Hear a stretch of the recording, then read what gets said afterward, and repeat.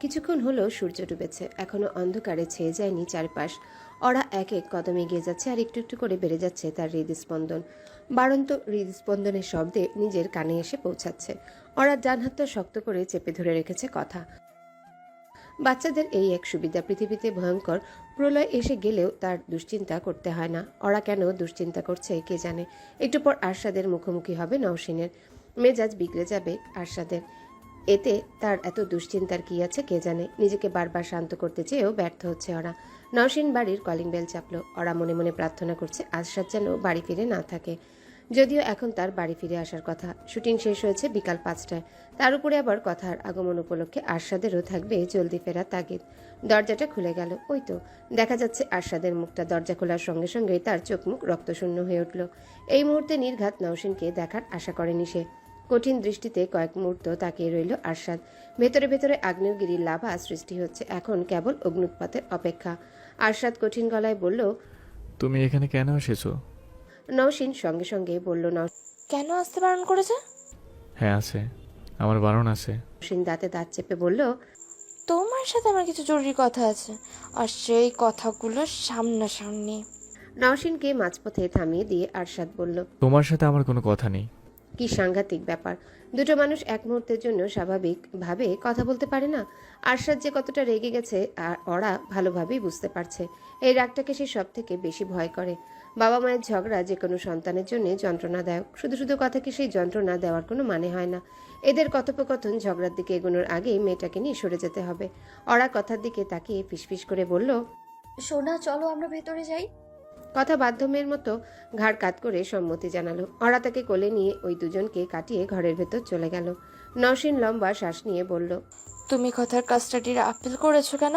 আরশাদ ভ্রু কুচকে বলল, তার কৈফিয়ত তোমাকে দিতে হবে। হ্যাঁ, দিতে হবে, কারণ ও আমার মেয়ে। আমার মেয়ের জীবনে এত ইম্পর্টেন্ট একটা সিদ্ধান্ত তুমি নিয়ে নেবে আর আমি চুপ করে থাকবো? সিদ্ধান্ত আমি একাই নিয়েছি। তুমি কি করেছো? আমার মেয়েকে নিয়ে বিদেশে যাওয়ার আগে একবারও আমার অপিনিয়ন চেয়েছো? আমি এখন কোথাও যাইনি কথাটা শেষ করতে পারল না নওশিন। ভালোবেসে আরশাদকে সাদ নামটা দিয়েছিল সে, অথচ আজ নিজের দেওয়া নামেই তার ডাকতে মানা। আরশাদ বলল, সিদ্ধান্ত তো নিয়েছো, নেওনি? আমার মেয়েকে আমি একটা বেটার লাইফ দিতে চাই, ভালো স্কুলে পড়াতে চাই। আরশাদ নির্বিকার ভঙ্গিতে বলল, বেটার লাইফের জন্য কানাডা যেতে হবে কেন? এদেশে কেউ কোনোদিন বেটার লাইফ পায়নি? এদেশে কোনো ভালো স্কুল নেই? নওশিন দীর্ঘশ্বাস ফেলে বলল। ওই বিষয়ে আমি তোমার সাথে কথা বলতে চাচ্ছি না। আরশাদ সঙ্গে সঙ্গে বলল, কেন বলবে না? কথা বলতেই তো এসেছো। দেখো, কাস্টাডি আপিল করার চিন্তা ভাবনা করে তুমি শুধু শুধু সময় নষ্ট করছো। 18 বছর আগে পর্যন্ত একটা মেয়ের কাস্টাডি তার মাই পায়। কয়েক মুহূর্ত চুপ করে থেকে আরশাদ বাঁকা হাসি হেসে বলল, আর বাবা যদি উপযুক্ত কারণ দেখায়, যে কারণের ভিত্তিতে আগামী 7 জন্মেও মেয়ের কাস্টডি পাওয়া উচিত নয়, তখন দেখাবো কারণ। নওশিন ঢোক গিলে বলল, তুমি আমাকে এভাবে ভয় দেখাতে পারো না। ভয় তো অলরেডি পেয়ে বসে আছো। সত্যি করে বলে তো, কেন পালাচ্ছ কানাডায়? আবার ড্রাগস ধরেছো নাকি? নওশিন উঁচু গলায় বলল, স্টপ ইট। আই উইল, যদি না তুমি সত্যিটা বলো। আমি কোথাও পালাচ্ছি না, মায়ের কাছে যাচ্ছি। আরশাদ তার চিল্লের হাসি হেসে বলল, মেয়ের কাছে না? তোমার কি ধারণা আমি ভুলে গেছি কানাডায় কে থাকে? নওশিন চুপ করে রইল। এই প্রশ্নের উত্তরটা তার কাছে ঠিকই আছে, তবে মুখ দিয়ে উচ্চারণ করার মতো ক্ষমতা নেই। আরশাদ বিরক্ত গলায় বলল, তুমি কেন যাচ্ছ, কার কাছে যাচ্ছ, আই ডোন্ট কেয়ার। আমার মেয়ে তোমার সাথে যাবে না। তোমার কাছে থাকবে তাহলে?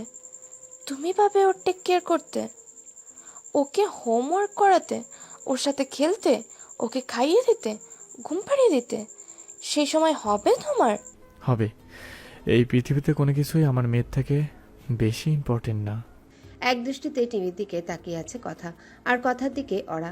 বাচ্চাদের মন যেমন সরল তেমনি জটিল। আশেপাশের সবকিছু নিয়ে তারা মনে মনে কত হাজার গবেষণা যে চালায় তার কোনো হিসাব নেই। কথা একটু বড় হওয়ার পর আজই প্রথম বাবা মাকে একসঙ্গে দেখলো। এর আগে নির্ঘাত কয়েকবার ফোনে কথা বলতে দেখেছে, কিন্তু সামনাসামনি আজই প্রথম। এত বড় একটা ঘটনায় কি তার ছোট্ট হৃদয়ে কোনো প্রকার ছাপ ফেলতে সক্ষম হয়েছে? ওরা বোঝার চেষ্টা করছে, কিন্তু বুঝতে পারছে না। কথা কি যেন মনে করে টিভির দিক থেকে দৃষ্টি সরিয়ে ওরার দিকে তাকালো। কৌতূহলী গলায় জিজ্ঞাসা করলো, আচ্ছা ওরা বাবা আর মা সবসময় এত রেগে রেগে কথা বলে কেন? অরার গা বেয়ে শীতল স্রোত বয়ে গেল। এই প্রশ্নের উত্তর কি হতে পারে? উত্তরটা তো অরা নিজেও জানে না। এই পৃথিবীর সব থেকে কঠিন কাজ জটিল বিষয়কে সহজভাবে বাচ্চাদের সামনে উপস্থাপন করা। কথা আবারও ভাবুক ভঙ্গিতে বলল, মা যখন আমার সাথে কথা বলে তখন সব নাইস নাইস, আবার বাবা যখন আমার সাথে কথা বলে তখনও সব নাইস নাইস। শুধু মা যখন বাবার সাথে কথা বলে আর বাবা যখন মার সাথে কথা বলে তখনই সব রাগি রাগি। অরা কিছুক্ষণ চিন্তা করে হাসি মুখে বলল, কারণ বাবা আর মা ফ্রেন্ডস না। বাবা তোমার ফ্রেন্ড, তাই তোমার সাথে নাইস। মাও তোমার ফ্রেন্ড, কিন্তু বাবা মায়ের ফ্রেন্ড না, আবার মাও বাবার ফ্রেন্ড না। উত্তরটা সম্ভবত পছন্দ হলো না কথার, তাই ভ্রু কুচকে বলল, ফ্রেন্ড না হলে কি রাগ করে কথা বলতে হয়? না, তা না। অরা ধাঁধার মধ্যে পড়ে গেল। কথার বাবা মায়ের মধ্যকার সম্পর্ক আর পাঁচটা সাধারণ বাবা মায়ের মতো নয়। এই বিষয় নিয়ে তার মাঝে কৌতূহল জাগাটাই স্বাভাবিক, বরং এতদিন কেন জাগেনি সেটাই চিন্তার বিষয়। এই বিষয়টা থেকে সুন্দর করে বুঝিয়ে বলতে হবে। বোঝাতে একটু ভুল করলেই কথার জীবনের একাংশ অস্পষ্ট রয়ে যাবে। অরা কিছুটা ভেবে বলল, আচ্ছা, তোমার স্কুলে এমন কেউ আছে যাকে তুমি পছন্দ করো না? স্কুল নেই, কিন্তু আর্ট ক্লাস আছে অবনী। ও সব সময় রং পেন্সিল দিয়ে আমার ছবি নষ্ট করে দেয়। তবু কি তুমি ওর সাথে নাইসলি কথা বলো? আমি সবার সাথে নাইসলি কথা বলি, কিন্তু ওর সাথে কথা বলতে গেলেই আমার ছবি নষ্ট করে দেওয়ার কথা মনে পড়ে যায়। বাবা মায়ের ব্যাপারটা ওই রকম। কথা অবাক গলায় বলল। বাবাও কি মায়ের ছবি নষ্ট করেছিল? অরা সহজ গলায় বলল, কে কার ছবি নষ্ট করেছে বলতে পারবো না, তবে কেউ একজন করেছে।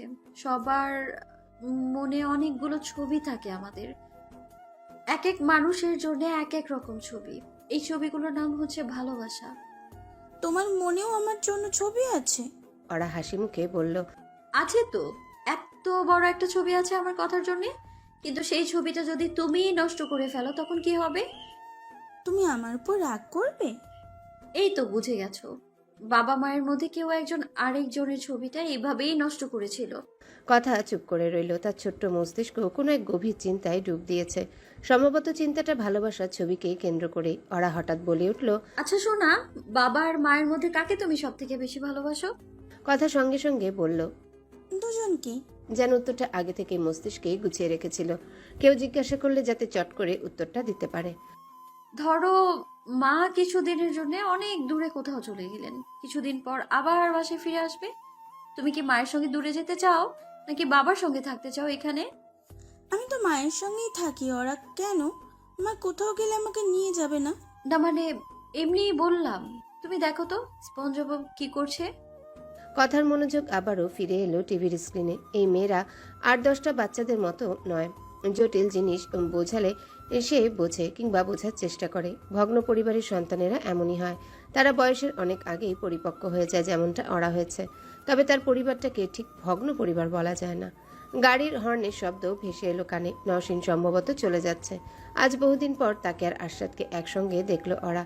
নিজেকে তার ভাগ্যবতী মনে করা উচিত। ভক্তরা যেখানে বছরের পর বছর ধরে অপেক্ষা করে আছে তাদের একসঙ্গে দেখার জন্য, সেখানে তাদের কাঙ্ক্ষিত দৃশ্যটা দেখা পাচ্ছে অরা।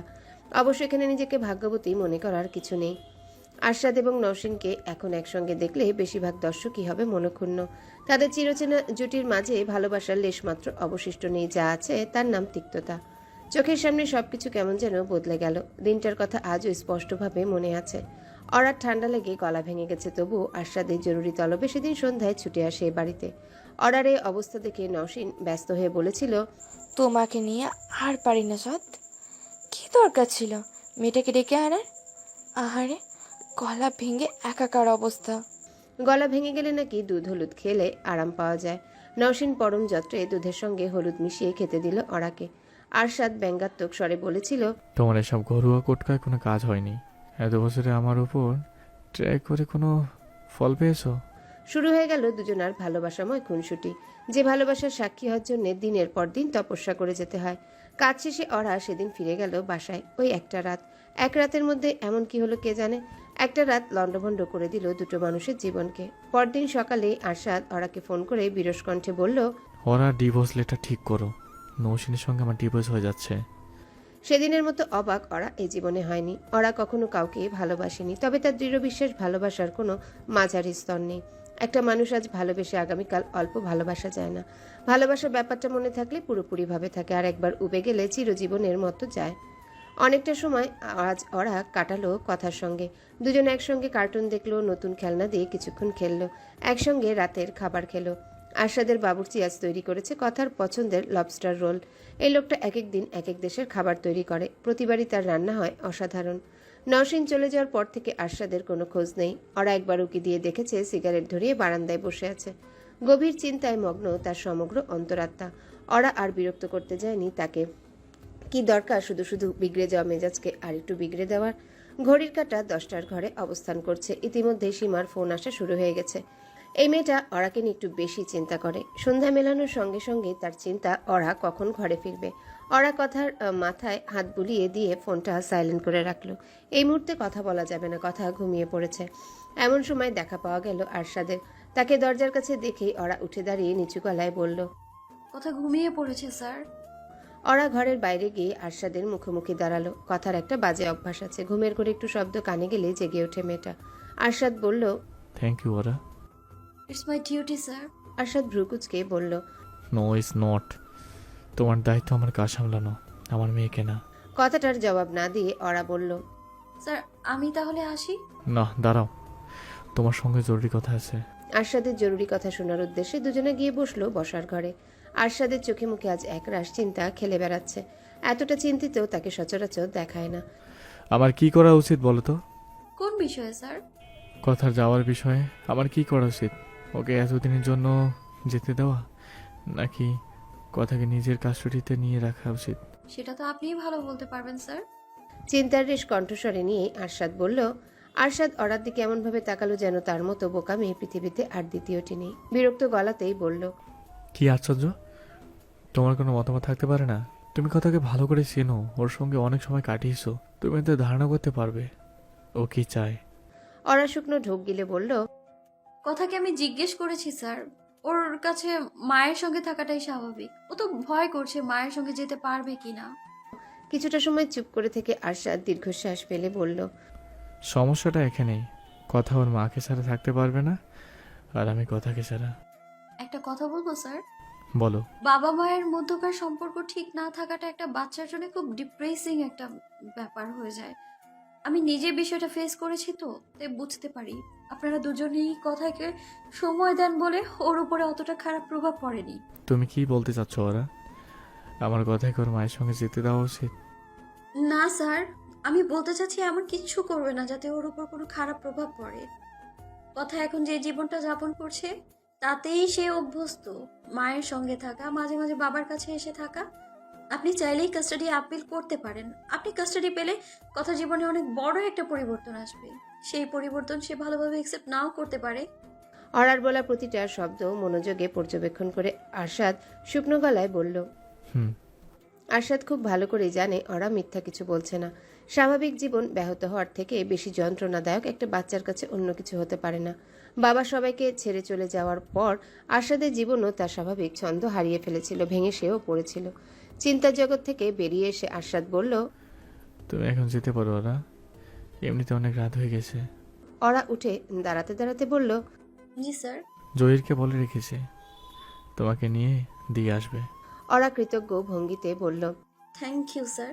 এই রাতে একা একা ফেরা নিয়ে কিছুটা হলেও দুশ্চিন্তায় পড়ে গিয়েছিল ওরা। রাতের ঢাকা এখনো একটা মেয়ের জন্য নিরাপদ হয়ে উঠতে পারেনি। দুশ্চিন্তার কালো মেঘগুলো আরশাদের কারণেই কেটে গেল। আসলে এই ছেলেটার পাগলামির কোনো অন্ত নেই। গতকালই ওরাকে বলছিল রেজিগনেশন লেটার দিয়ে চাকরি ছেড়ে দিতে, আর আজ সে একই মানুষ ওরার নিরাপদে বাড়ি ফেরার ব্যবস্থা করে দিচ্ছে। অতীতে নীরবতার একটা আলাদা ভাষা থাকে। কখনো সে নীরবতা বয়ে আনতে পারে সুখময় কোনো অনুভূতি, আবার এই নীরবতা পারে সৃষ্টি করতে এক অস্বস্তিকর আবহাওয়া। এই মুহূর্তের এই নীরবতাটা কি ধরনের ঠিক বোঝা যাচ্ছে না। আরশাদ বুঝতেও চাচ্ছে না। কোনো কিছু চিন্তা করার পর্যায়ে নেই তার মস্তিষ্ক। শূন্য দৃষ্টিতে মেঝের দিকে আটকে আছে তার চোখ দুটো। এই বারান্দাটাকে আজ পৃথিবীর ভয়ঙ্করতম স্থান বলে মনে হচ্ছে, অথচ এই জায়গাটার সঙ্গে তার কত শত স্মৃতি জড়িয়ে আছে। রাতের পর রাত এই বারান্দায় বসে নওশিনের সঙ্গে জ্যোৎস্না বিলাস করেছে সে।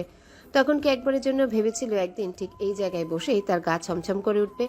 আচমকা নওশিন এসে বসলো পাশে। এই বারান্দায় প্রকাণ্ড এক দোলনা আছে। আরশাদ সবসময় দোলনার ডান পাশটায় বসে, বাম পাশটা বরাদ্দ নওশিনের জন্য। সেই হিসেবে আজও কোনো ভুল হলো না। এই স্বাভাবিকতায় বিদঘুটে লাগছে আরশাদের কাছে। ইচ্ছে করছে নওশিনের পাশ থেকে উঠে চলে যেতে, তবে ভেতর থেকে কিছু একটা আটকে দিচ্ছে তাকে বারবার। হাত পা ক্রমেই অবশ হয়ে আসছে। এখন পর্যন্ত আরশাদ চোখ তুলে তাকায়নি নওশিনের দিকে।